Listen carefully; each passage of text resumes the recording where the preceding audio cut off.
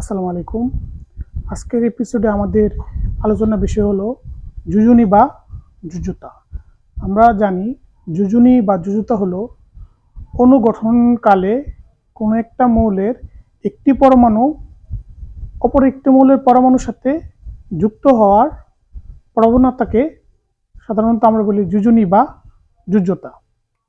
আমরা যুজুনি 4 ধরনের: সর্বোচ্চ যোজনী, সক্রিয় যোজনী, সুপ্ত যোজনী, এটা হচ্ছে পরিবর্তনশীল যোজনী। আমরা এখানে দেখতে পারতেছি যে সোডিয়ামের ক্ষেত্রে আমরা একটা পরমাণু নিলাম সোডিয়ামের পারমাণবিক সংখ্যা হচ্ছে 11। আমরা যখন সোডিয়ামের ইলেকট্রন বিন্যাস করব 1s2 2s2 2p6 3s1, তাহলে আমরা এখানে দেখতে পারতেছি যে সোডিয়ামের শেষ কক্ষপথে বিজোড় ইলেকট্রন আছে একটি, এখানে সোডিয়ামের যোজনী হচ্ছে 1। আমরা একটা বিষয় সম্পর্কে আমরা ধারণা নিব যে যৌগ গঠনের বেলায় সাধারণত যোজনী এক্সচেঞ্জ হয়।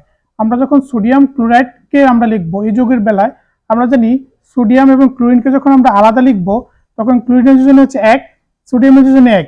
যৌগ গঠনের বেলায় যোজনী এক্সচেঞ্জ, 1 চলে যাবে এইখানে, 1 চলে আসবে এইখানে, হ্যাঁ, আর এটা হবে NaCl।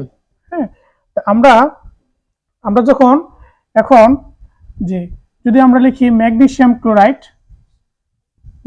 ক্লোরাইডের ক্ষেত্রে আমরা দেখতে পারতেছি যে ম্যাগনেসিয়ামের শেষ কক্ষপথে ইলেকট্রন আছে 2টা, ম্যাগনেসিয়ামের শেষ কক্ষপথে ইলেকট্রন আছে 2টা, ম্যাগনেসিয়ামের যোজনী হচ্ছে 2। তাহলে আমরা এই ক্ষেত্রে ম্যাগনেসিয়ামের যোজনী হচ্ছে 2 এবং ক্লোরিনের যোজনী হচ্ছে 1। হ্যাঁ, এবং যৌগ গঠনের বেলায় সাধারণত যোজনী এক্সচেঞ্জ হয়। ক্লোরিনের 1 চলে আসবে এখানে, ম্যাগনেসিয়ামের 2 চলে যাবে এখানে। হ্যাঁ, আচ্ছা, এটা হবে MgCl2। আচ্ছা, আমরা যখন অ্যালুমিনিয়াম ক্লোরাইডকে দেখব, তখন অ্যালুমিনিয়াম যোজনী হচ্ছে 3, ক্লোরিনের যোজনী হচ্ছে 1। তাহলে অ্যালুমিনিয়াম ক্লোরাইডে এই 3 চলে যাবে এইখানে এক্সচেঞ্জ হয়ে, আর এই 1 চলে আসবে এখানে এক্সচেঞ্জ হয়ে, তাহলে এটা হবে অ্যালুমিনিয়াম ক্লোরাইড। আচ্ছা, আমরা যখন যে সর্বোচ্চ যোজনী যদি আমরা আইডেন্টিফাই করি, হ্যাঁ, যেমন আমরা কার্বনের ক্ষেত্রে জানি, হ্যাঁ, যে কার্বন 1-এর অধিক যোজনী প্রদর্শন করে 2 এবং 4। আবার আমরা ফসফরাসের ক্ষেত্রে দেখতে পারতেছি ফসফরাস 1-এর অধিক যোজনী প্রদর্শন করে 3 এবং 5। হ্যাঁ, তারপরে আমরা সালফার 1-এর অধিক যোজনী প্রদর্শন করে 2 4 6। তারপরে আমরা দেখতে পারতেছি আয়রন 1-এর অধিক যোজনী প্রদর্শন করে 2 এবং 3।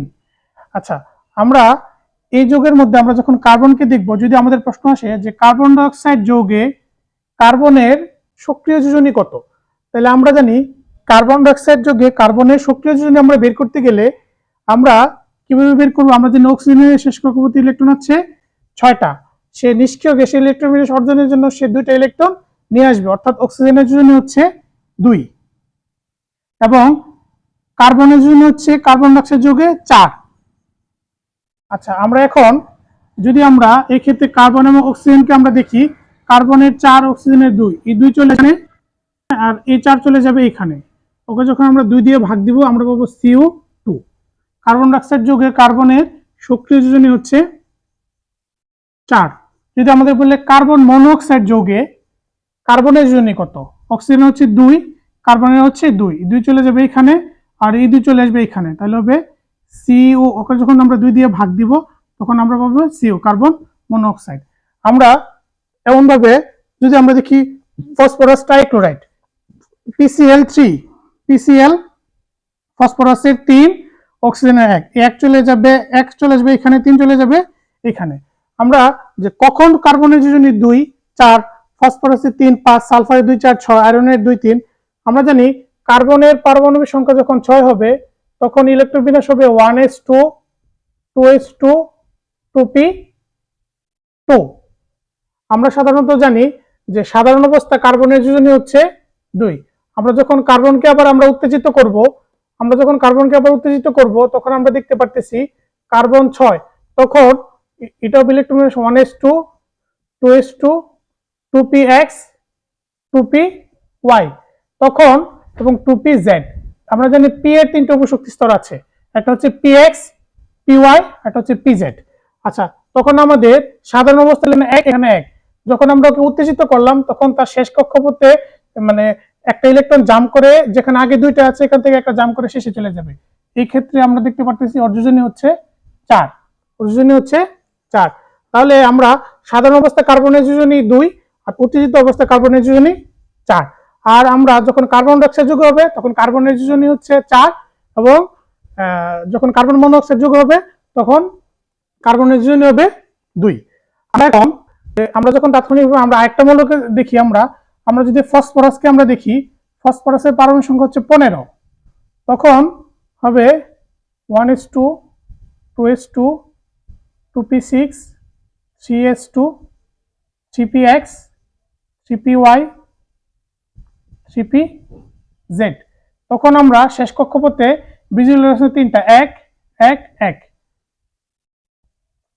আচ্ছা, এখন আমরা যখন ফসফরাসকে এই ক্ষেত্রে এই অবস্থায় ফসফরাসের জন্য হচ্ছে 3, আমরা যখন ফসফরাসকে আবার উত্তেজিত করব তখন তার শেষ কক্ষপথ থেকে এই যে এখান থেকে একটা জাম্প করে এখানে হবে একটা 3px, 3px এর পরে 3dxy, 3dxy, ডি এর 5টা উপশক্তি স্তর আছে, dxy, dyz, dzx, dx square minus y square, dz square. আমরা যদি ডি অরবিটাল ইলেকট্রন ধারণ ক্ষমতা আছে 10টা, তাহলে হুন্ডি নীতি অনুসারে প্রত্যেকটাতে 2টা করে ইলেকট্রন যাবে, তাহলে এখান থেকে একটা জাম্প করে চলে যাবে এখানে, তখন 1 2 3 4 5 বিজোড় ইলেকট্রন আছে 5টা।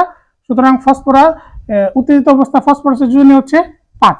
আমরা যখন এই ক্ষেত্রে যৌগ দেখব পিসিএল 5, তখন পিসিএল 5 এর ক্ষেত্রে আমরা জানি ফসফরাসের যোজনী হচ্ছে 5 আর ক্লোরিনের যোজনী হচ্ছে 1। আজকে আমাদের যোজনী এতটুকুই। পরবর্তী এপিসোড দেখার জন্য সকলকে আহ্বান করা হচ্ছে। ধন্যবাদ সকলকে। আসসালামু আলাইকুম।